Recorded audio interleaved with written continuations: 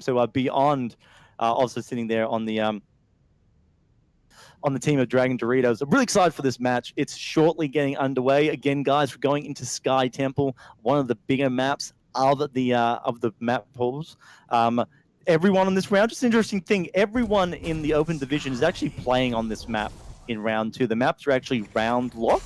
And that's an interesting thing that we see. It means teams can prepare ahead of time what heroes they need, what they're going to ban, and make some really smart decisions during the week.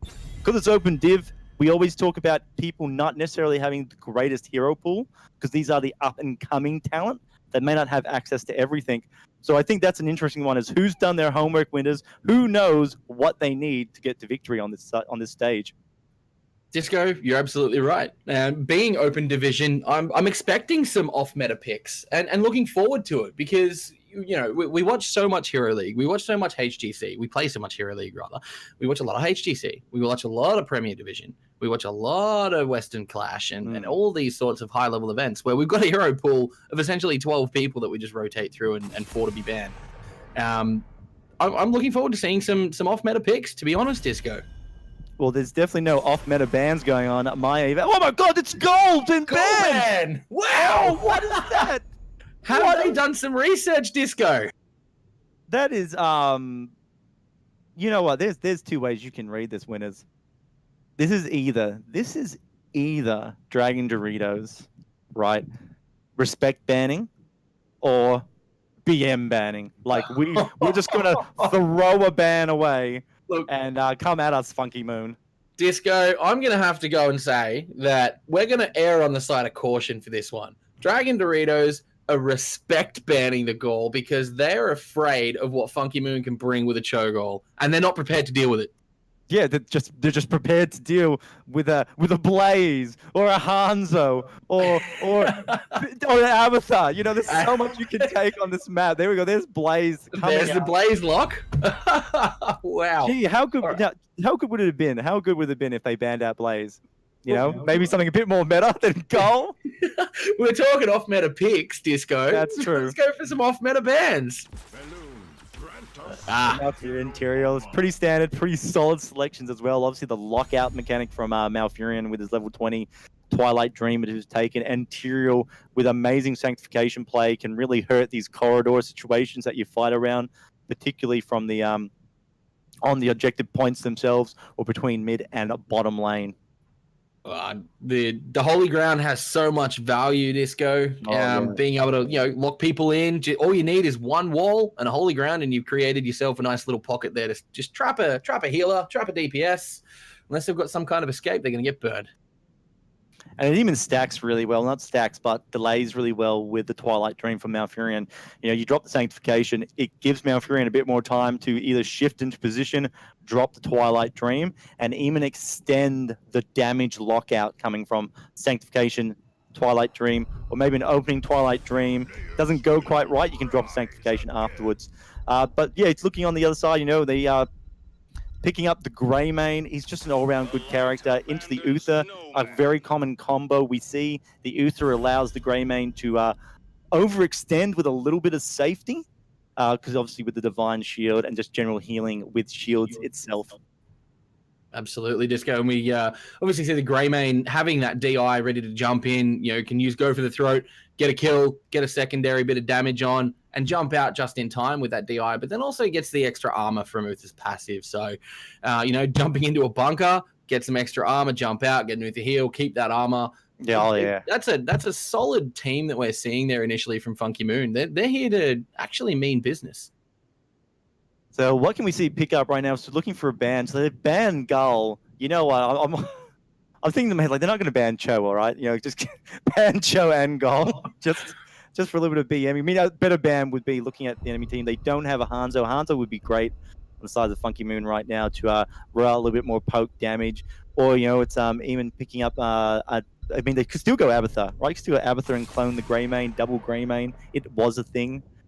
Absolutely. And Abathur's a strong pick on a 3-lane map, especially one this big, Disco. So we get the Mirrodin ban, which is interesting. I did not see that coming. Given that we've got a Blaze, that could be a main tank Blaze, but it could also be an off-lane off tank. Yeah, we normally see the Blaze sort of functioning that sort of bruiser off lane, sort of off tank player. We haven't really seen in a competitive sense a strong main tank Blaze yet. Muradin is quite strong, good on the rotation side, and if you pair it up with an Uther, you're looking at a double stun play there. So Muradin, it's generally solid, but they have left options like ETC on the board, Johanna.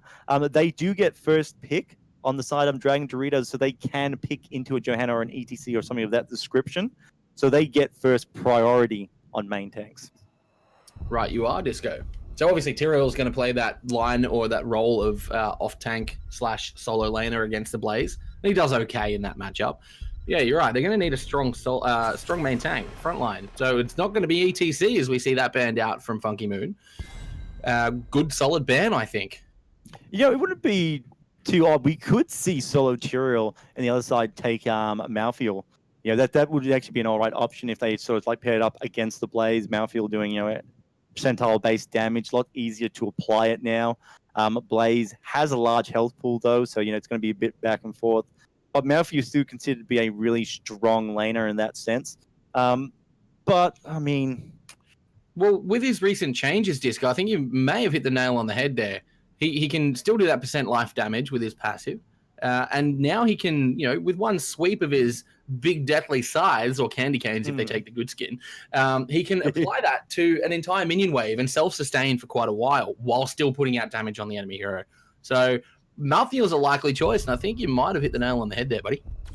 I think he has potential, but I just don't think we normally see him on this map. That's just the thing. I just don't think we normally see him.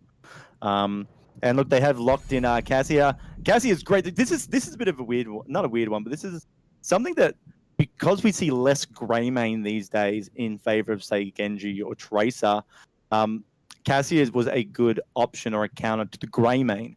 Obviously, Greymane goes in, Cassia can drop the blinds, and then he's really locked out. That sort of died down a little bit when we saw a lot more Hanzo, sort of Genji coming out, because Hanzo's on the back line, and, well, Genji's bare 1 minute, gone the next. He's a cybernetic ninja after all.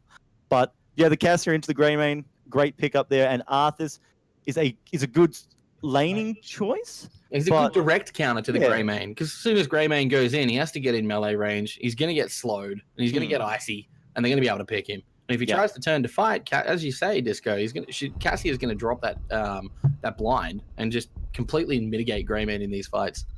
Yeah, he's going to be trying to worry about trying to stay alive. I mean, the Divine Shield is going to help massively there, because that will obviously prevent any of that, the blinds or the slow effect affecting Greymane when he just dive in, because he basically becomes invulnerable to everything. Very true. I'm looking at this pick now on the side of Funky Moon, Disco. The Leoric picked up, so 2 solo laners? Or are we going to see a bit more of a main tank build coming from the Blaze with Leo as a solo laner? Don't know. Yeah, that's what I'm trying to look at. It's a bit odd. Yeah, I mean, there is peel potential with Blaze, right? He can drop the oil on the ground. It does slow, so it will help peel in that sense, and he can jet propulsion into, obviously, stun an enemy. But yeah, they're relying on a lot of slow act as their sort of sense of peeling there, even in the sense of Jaina as well.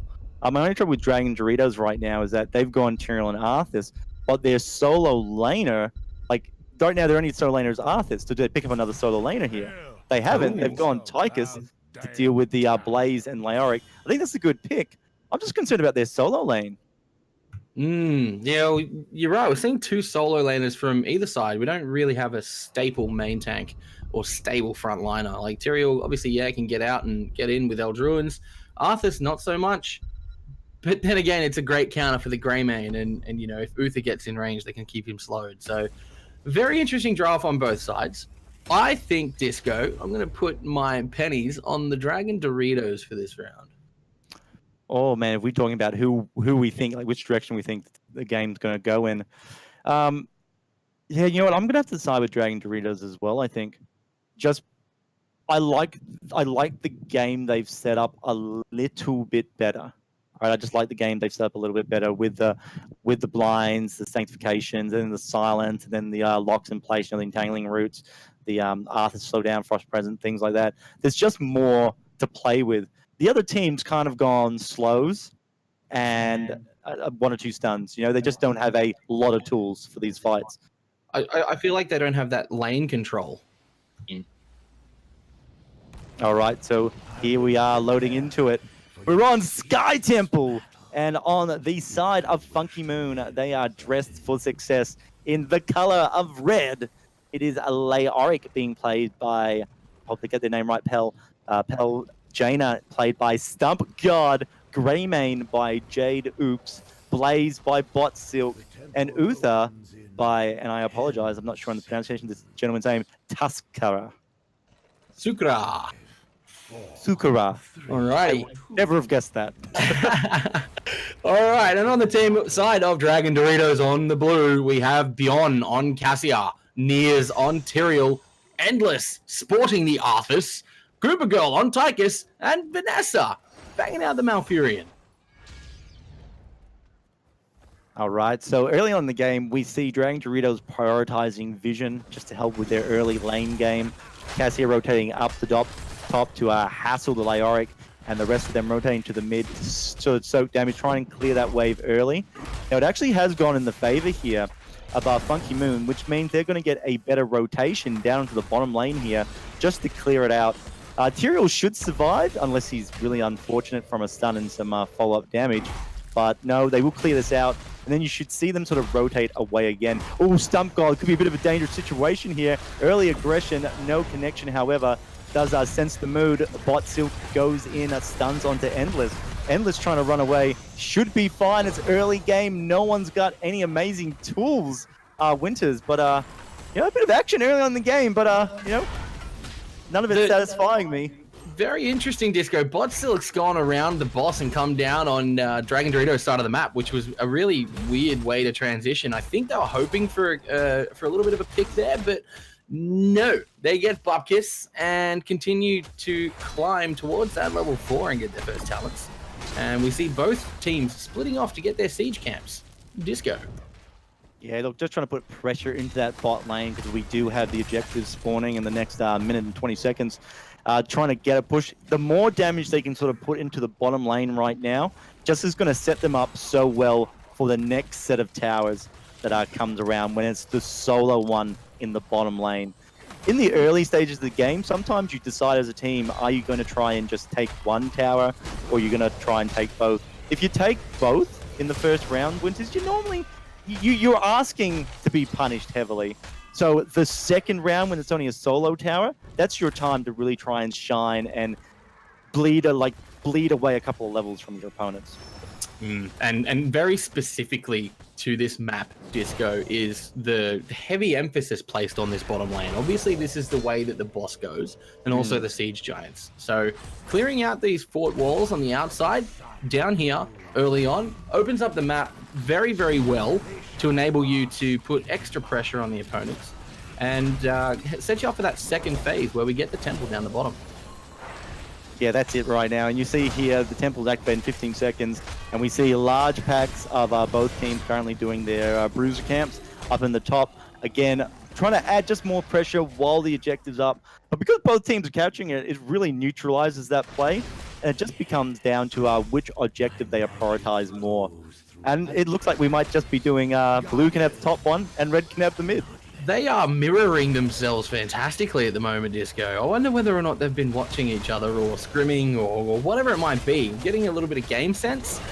We do have some veterans in the scene in these teams, so it would not surprise me that they've been doing their research. And there's no contestation to eat a temple at the moment, Disco. What is going on here? It's just looking for the advantages in the top lane. Actually, Pell's in a little bit of trouble here on the Leoric. He's rooted in place. Lots of damage falling out. Has popped the Wraith. He's trying to get away on such low health, but does manage to survive. Would have been a nice little pickup. However, he is out of the fight, you know, when he can't really make an impact there. He does have to wait for health or half back. 30 HP, Disco. That Leoric gets away on. Pell scrapes away by the scum on his boot, and very lucky that he did not go down. All right, so both temples picked up here. Look, I was looking at the sort of early structural damage laid out by both teams, and I think we do see the blue team here Dragon Doritos a little bit of an advantageous spot. They've got more damage onto the top lane, but it wasn't enough to take down the fortification. They haven't quite given themselves a dramatic experience lead they'd really hoped for. They're right now rapidly trying to clear out the middle lane and top lane in preparation for the third phase. But yeah, this is just what we're going to see. You know, it's going to be a bit of a heave and toe in each lane until one team either gets a smart pick or the next objective spawns. You know, there's really not much to look forward to until then. This is really interesting at the moment, Disco. We see Tyrael facing off against the Jaina in the bot lane, and as Jaina places her Blizzard over the minions to try and clear that wave, he pops his shield and shields the minions from the first 2 strikes of that Blizzard. And with that, he's been able to push into that keep tower down, the fort wall down the bottom, and he's taken out 1 tower already. So that's where we're seeing that half-level experience lead in some tricky plays by Dragon Doritos in that sense. They're just taking it to the next level and using a lot of thought. Yeah, look, this is a little bit of action about to expire in the bottom lane against Tyrael. They're going and putting damage on. Justice for All was used on the minion wave, but Tyrael has to back out. And then the blue team returns in. They're going down. Stump God taking a lot of damage. Has been caught in detangling roots, but no one is brave enough to step forward because Blaze is sitting there setting him alight. The fire, it burns. It burns the flesh. Make it stop. And the red team does back out from that. What wise words of Gollum, Disco. It burns the precious. I was wondering if anyone would pick up the reference then, but I was like, oh, maybe I'm just a bit too Lord of the Ringsy. I've got you, buddy. All right, it's really nice here. I like Niers. He should have picked up Blaze going to that bush and has an idea of where he is. Blaze is going out. He wants to engage right now, but there's no good targets. His team's a little bit offset. Well, and Leo's still up the top lane, mate, so they're not going to go in on a 4v5 with Jaina hanging out in mid either. Yeah, he's a bit nervous. A lot of their big burst damage is not there to join the fray just yet. Red team, they are down on experience, so that's another factor we should point out as well. Level 10 picked up. The Odins come out. Lots of damage. Silence goes down. Blaze is pushed into a corner. You defeat the fire. The fire means it gets bigger. But if you push it into a corner and deny it everything, it will die down into a pitiful excuse for a bonfire. And that's what we saw the blue team just do to the red team in Blaze particular, which means they can rotate to the boss Winter. That was an amazing bit of play there, Disco. We saw the Twilight Dream come out and really isolate that Blaze from being able to do anything, maybe even jet propulsion out of there. And then, boom, Cassia, Ball Lightning, damage for days. Uther goes down. Ooh. They move on to the boss, Disco.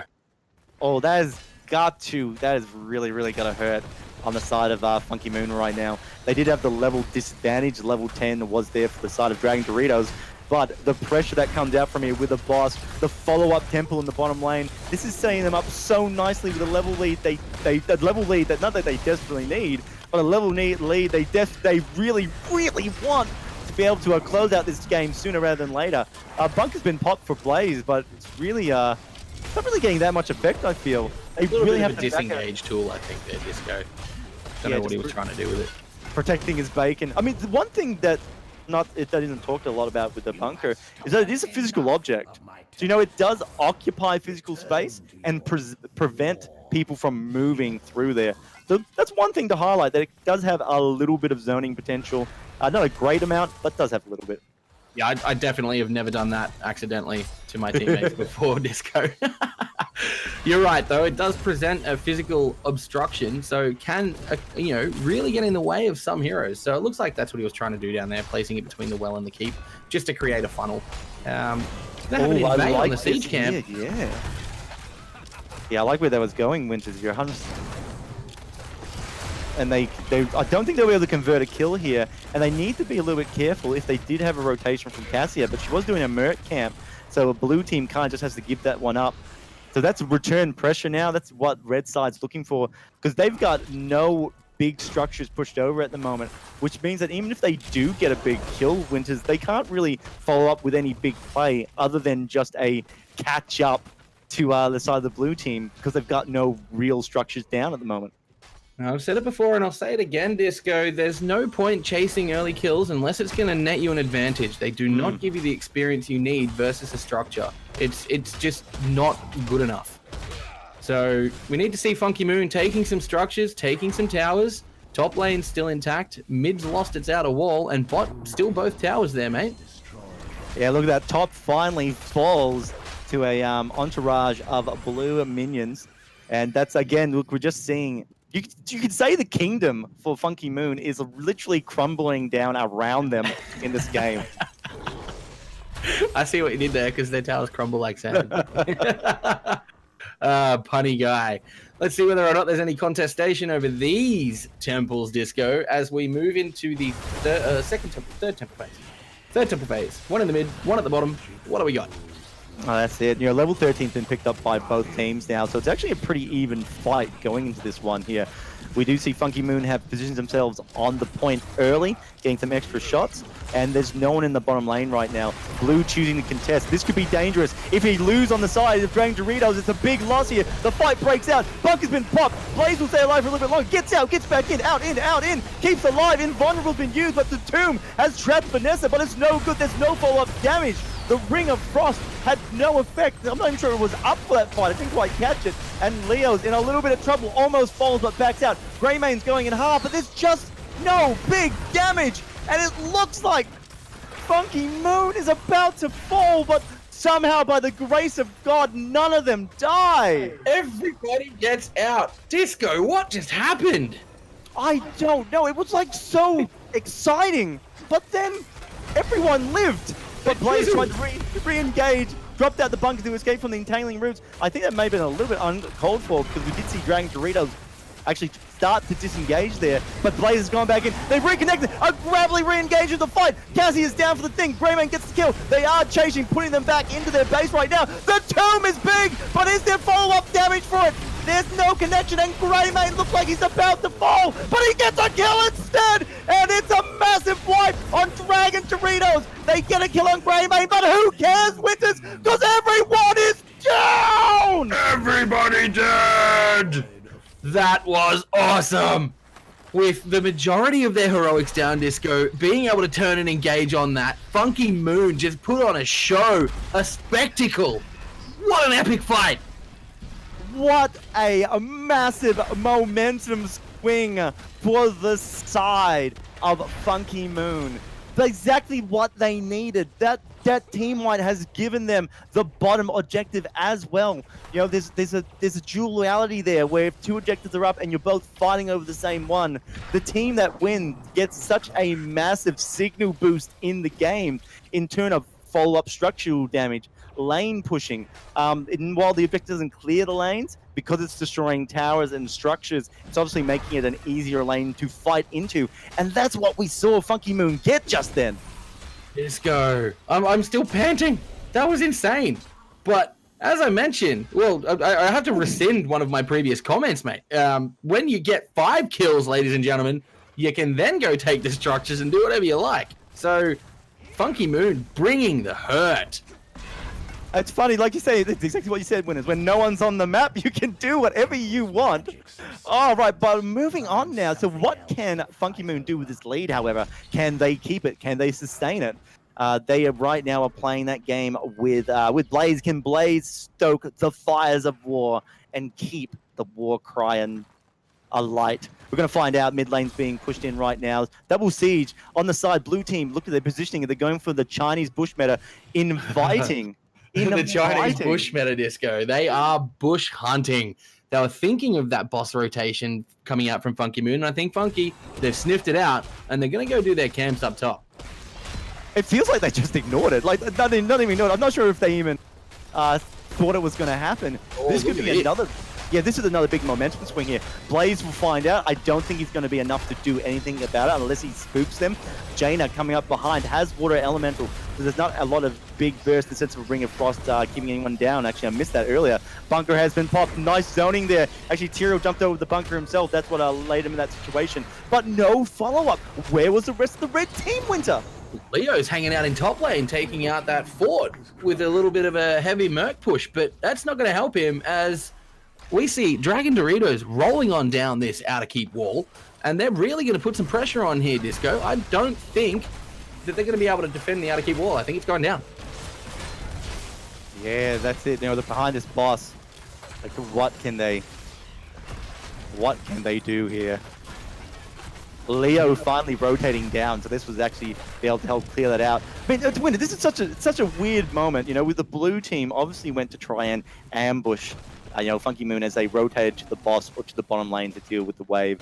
They didn't sniff it out, you know, Funky Moon didn't respond, but oh, again, a little bit of a trap happening beyond actually backing, just for a bit of fun, I guess, carrying his team. Oh, Disco, we see the boss taken and the pressure applied to the outer keep wall, but Leo getting that fort, and with the heavy Merc push on top, now we see Dragon Doritos losing their keep wall. So they gain no value from that boss. Yeah, it's a bit of a, you know, it's a bit of a weird one in that sense. You know, I'd say the bottom lane is a bit of a stronger lane at the end of the day. So they've, you know, they've chosen or prioritized a better lane essentially.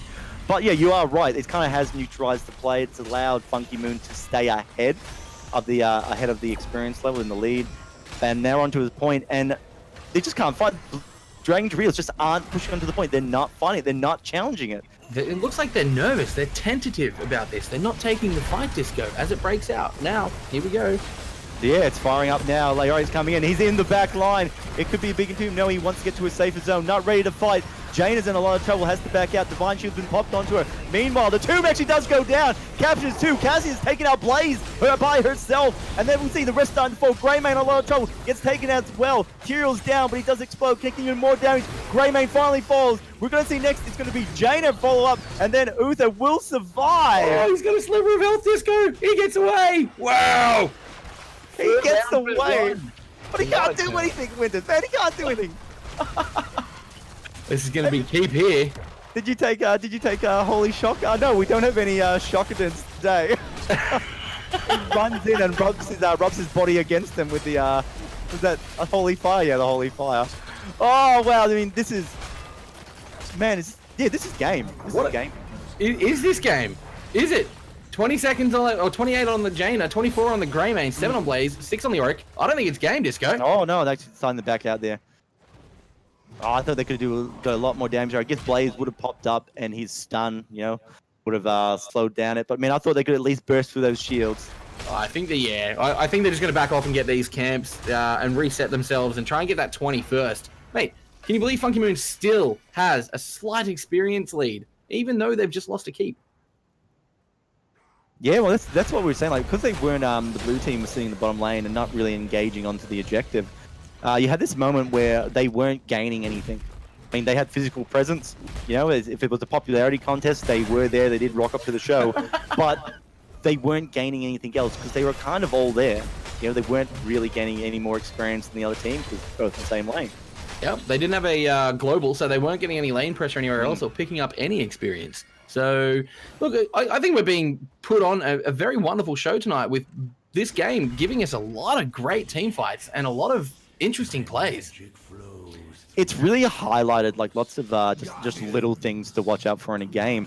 They've got a nice rotation here onto Endless. He has managed to lock them down, so he could potentially get away for this. But the bottom lane, because there's no fortification there, means the red team could follow up to it. Favoring go for the objective. Leoric will try and finish off Endless themselves. This looks like it could be an endless battle. Leoric finally giving up, moving their red team. Wants to engage. They actually don't want to try and trade here because they've already lost the keep in the bottom lane, Winters. So it's a lot of pressure on the side of the red team now. Any mistake could lose it for them.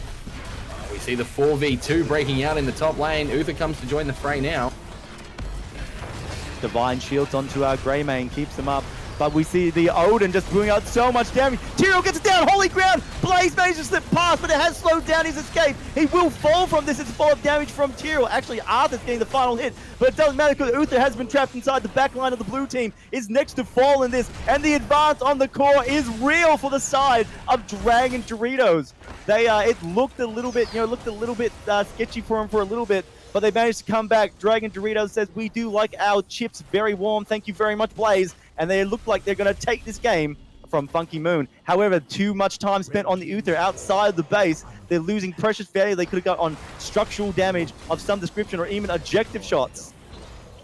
Disco, you bang on there, mate. They did take out the keep up top, however, even whilst chasing that Uther. So Vanessa on the Malfurion was trying to get that Uther down, and they end up crushing him. So Redemption now popped. So Uther won't be back for another minute, ladies and gentlemen. We have Blaze back up in 15 seconds. We've got 2 temples, firing onto that final keep and the well. There it goes. Goodbye. This is going to be enough to get a couple of core shots and a rotation down. I don't think so, Disco. Oh, it's going to be tight. It's going to be tight for the side of Funky Moon right now. We see Endless finally getting bashed onto by the red team, trying to go in. There are only 3 members versus 5. It's a dangerous game. I mean, they're pushing him back, but just because Dragon Doritos don't want to sort of risk anything right now, no risking for the biscuit. Big Twilight Dream comes out. Greymane signs in the back line. Can't form in. He's got nothing. The Tomb comes down, trapping 2 members on the side of blue. And we see Greymane take out Tyrael, but he's a living bomb. Connects to Jaina, but Jaina actually turns into an iceberg. An icicle pop and does not take it out. They're pushing it back. This could be a nice comeback moment. The core is still up for the red team, not even damaged. The shield's taking it all. Blaze gets notified, but he's still alive. Does back out here. Nice play on the side. I cannot believe Funky Moon managed to actually scare off the outside of Dragon Doritos like that. Turned and pushed Disco and got the kill onto Tyrael. And we see the ice block came out from Jaina, as you mentioned, turning herself into a nice little iceberg. And Greymane managing just to swipe himself away from that blow up on Tyrael. So, interesting boss fight. Oh, taken.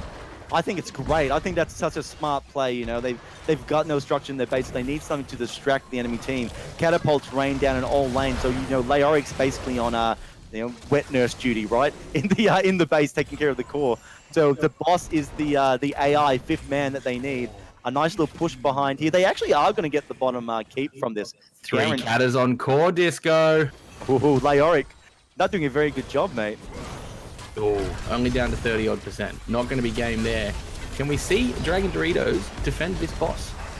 All right, Bunker drops out from Blaze, keeping himself alive, but he does get capped. Oh, Divine Shield comes out. He will be able to... Actually, you know what? He's probably going to die from this. I actually feel bad for him. So many resources used, but no hope. Is finally taken out. Boss is on the blue core. It's not going to finish it off, but it's going to hurt it. The light of the sun grows. Yeah, we see Dragon Doritos coming back to defend this boss and their core as it starts taking damage. The shield is down. And we've got the Jaina trying to protect that top lane. Leo in the middle. We got Greymane and Uther rotating back up to that mid lane. 26% core health left on the Funky Moon core, Disco. 81% on the side of Dragon Doritos. This is all going to come down to this temple phase, rather, or a really solid team fight. And we've seen a couple of those already. So let's count the way Dragon Doritos can win. Distract the enemy team and win in the bottom lane with catapults, mid lane or top lane. Get the objective and blow up the core like it is right now. Big fight breaking out here. They're going on. The roots, entangling roots is good, locking out 3 members, but it's not going to be enough, and it will take out. Actually, no, that is plenty enough, I should say. They triple. Oh my god, that was just, there was nothing to say there. They all got locked in entangling roots and died. Wow, that was insane. The damage coming out from that Odin there, Disco. 4 members down. Redemption popped again on the Uther. Core at 0%. GG, ladies and gentlemen. What an amazing round, Disco.